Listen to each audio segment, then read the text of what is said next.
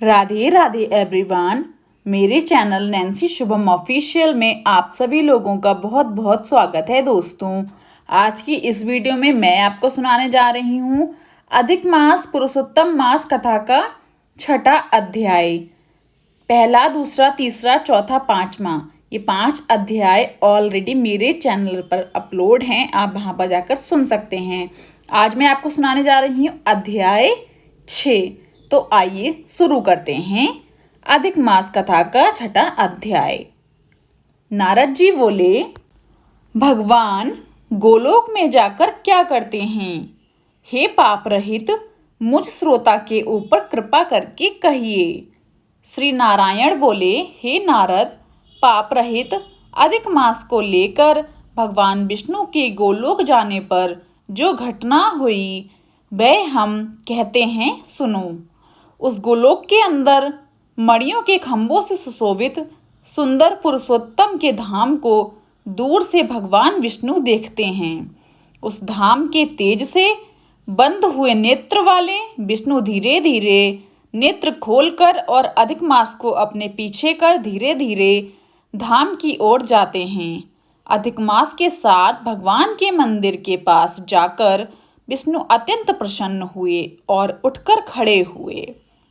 द्वारपालों से अभिनंदित भगवान विष्णु पुरुषोत्तम भगवान की शोभा से आनंदित होकर धीरे धीरे मंदिर में गए और भीतर जाकर शीघ्र ही श्री पुरुषोत्तम कृष्ण को नमस्कार करते हैं।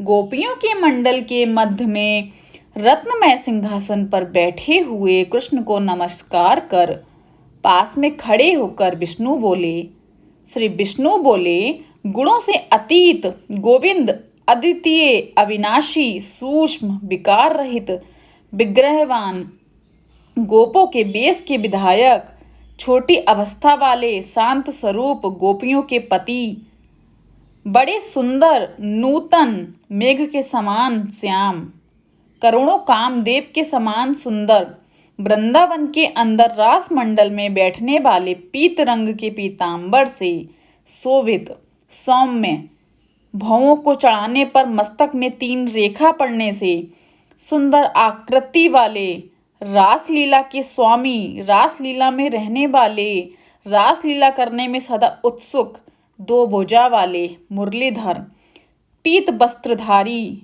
अच्युत ऐसे भगवान की मैं वंदना करता हूँ। इस प्रकार स्थित करके भगवान श्री कृष्ण को नमस्कार कर पार्षदों द्वारा सत्कृत विष्णु रत्न सिंहासन पर कृष्ण की आज्ञा से बैठे।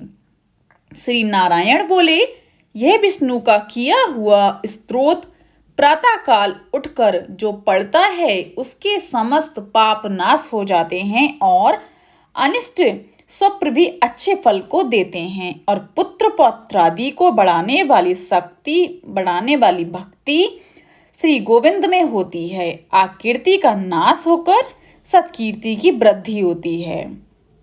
भगवान विष्णु बैठ गए और कृष्ण के आगे कांपते हुए भगवान विष्णु बैठ गए और कृष्ण के आगे कांपते हुए अधिक मास को कृष्ण के चरण कमलों में नमन कराते हैं। तब श्री कृष्ण ने विष्णु से पूछा कि यह कौन है, कहाँ से यहाँ ये आया है, क्या रोता है, ये क्यों रो रहा है ये? इस गोलोक में तो कोई भी दुख भागी होता नहीं है। इस गोलोक में रहने वाले तो सर्वदा आनंद में मग्न रहते हैं। यह लोग तो स्वप्न में भी दुष्ट वार्ता या दुख भरा समाचार सुनते ही नहीं। अतः हे विष्णु, ये क्यों कांपता है और आंखों से आंसू बहाता दुखित हमारे सम्मुख किस लिए खड़ा है? श्री नारायण बोले, नवीन मेघ के समान श्याम सुंदर गोलोक के नाथ का वचन सुन सिंहासन से उठकर महाविष्णु मलमास की संपूर्ण दुख गाथा कहते हुए बोले। श्री विष्णु बोले, हे वृंदावन की शोभा के नाथ, हे श्री कृष्ण, हे मुरलीधर, इस अधिक मास के दुख को आपके सामने कहता हूँ, आप सुने। इसके दुखित होने के कारण ही स्वामी रहित अधिक मास को लेकर मैं आपके पास आया हूँ। इसके उग्र दुख रूप अग्नि को आप शांत करें। यह अधिक मास सूर्य की संक्रांति से रहित है, मलिन है। शुभ कर्म में सर्वदा वर्जित है। स्वामी रहित मास में स्नान आदि नहीं करना चाहिए। ऐसा कहकर वनस्पति आदिकों ने इसका निरादर किया है। द्वादश मास कला, क्षण, अयन, संवत्सर आदि श्रेष्ठी ने अपने अपने स्वामी के गर्भ से इसका अत्यंत निरादर किया। इसी दुखाग्नि से जला हुआ ये मरने के लिए तैयार हुआ। तब अन्य दयालु व्यक्तियों द्वारा प्रेरित होकर हे ऋषिकेश शरण चाहने की इच्छा से हमारे पास आया और कांपते कांपते घड़ी घड़ी रोते रोते अपना सब दुख जाल इसने कहा।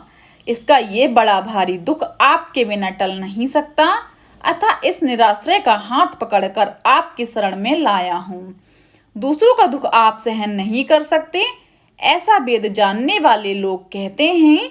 अतएव इस दुखित को कृपा करके सुख प्रदान कीजिए। हे जगतपते, आपके चरण कमलों में प्राप्त प्राणी शोक का भागी नहीं होता है, ऐसा वेद जानने वालों का कहना कैसे मिथ्या हो सकता है। मेरे ऊपर कृपा करके भी इसका दुख दूर करना आपका कर्तव्य है, क्योंकि सब काम छोड़कर इसको लेकर मैं आया हूँ। मेरा आना आप सफल कीजिए। बारंबार स्वामी के सामने कहीं भी कोई विषय न कहना चाहिए, ऐसी नीति के जानने वाले बड़े बड़े पंडित सर्वदा कहा करते हैं। इस प्रकार अधिक मास का सब दुख भगवान कृष्ण ने कहकर हरि कृष्ण के मुख कमल की ओर देखते हुए कृष्ण के पास ही हाथ जोड़कर खड़े हो गए।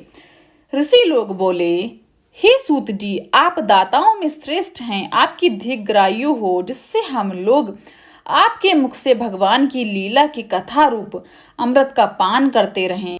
हे सूत, गोलोकवासी भगवान कृष्ण ने विष्णु के प्रति फिर क्या कहा और क्या किया इत्यादि लोकोपकारक विष्णु कृष्ण का संवाद सब आप हम लोगों से कहिए।